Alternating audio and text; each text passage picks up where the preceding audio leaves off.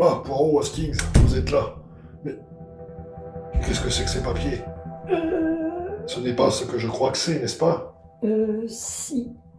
Mais qui vous a donné l'autorisation d'accéder aux archives? Vous-même. En insistant pour avoir notre aide, et que si vous voulez la voir, il est normal qu'on puisse avoir accès à tout ce que nous jugerons nécessaire. Bon, après tout, vous avez bien fait. Alors, qu'avez-vous trouvé? J'ai procédé à une comparaison entre la liste des clients qui possédaient un coffre il y a 7 ans dans la Lloyds Bank et ceux d'il y a une semaine.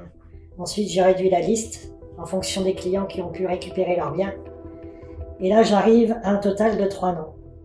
Joachim Delay, Ivan Blimins et Edward Bloom. Je vais demander à Brown d'identifier nos 3 lascars. L'un d'eux pourrait être l'architecte. J'en suis pas si sûr, inspecteur. À moins que... Tenez. Oh non. Alors là, ça c'est trop fort. Vous aviez raison, inspecteur. Notre architecte est bien l'une de ces 3 personnes. Ah bon? Et c'est lequel? Tenez, regardez. Oui, eh bien, quoi, ce ne sont que des noms. Et y a rien qui vous choque?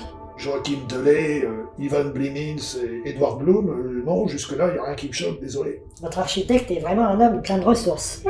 Deuxième nom. Ivan Blimins? Qu'y a-t-il de particulier, mis à part que c'est un nom très bizarre? Eh bien, ce n'est ni plus ni moins l'anagramme de l'homme invisible. Invisible Man donnera à notre architecte le nom d'Ivan Blimins, propriétaire du coffre 362. C'est pas possible. Et si, il a du génie, le petit père. Il va me rendre fou. Il va me rendre complètement fou. Oh, allons, mon petit inspectoupidou. Allez, Poirot va vous détendre. Allez, respirez. Oula, vous avez les nerfs du coup tendus, mon cher Jack. Détendez-vous. Votre papa Poirot est dans votre camp. Et Hastings aussi. Oui, et Hastings aussi. Et Miss Lemon. La fine équipe. Oh là là là là, mais c'est tendu tout ça. Je suis sur les nerfs. J'en peux plus. Il est là, qui guette dans l'ombre jusqu'à ma chute. J'en fais même des cauchemars, Poirot. Je vais quand même pas vous faire un bisou. Allons, du nerf. Vous êtes inspecteur et bientôt inspecteur-chef. Vous devez vous comporter comme tel. Oui, vous avez raison. Alors que faisons-nous maintenant? Il est clair qu'avec des méthodes conventionnelles, il vous sera difficile de l'attraper, puisqu'il a l'air d'être au courant et anticiper pas mal de nos mouvements.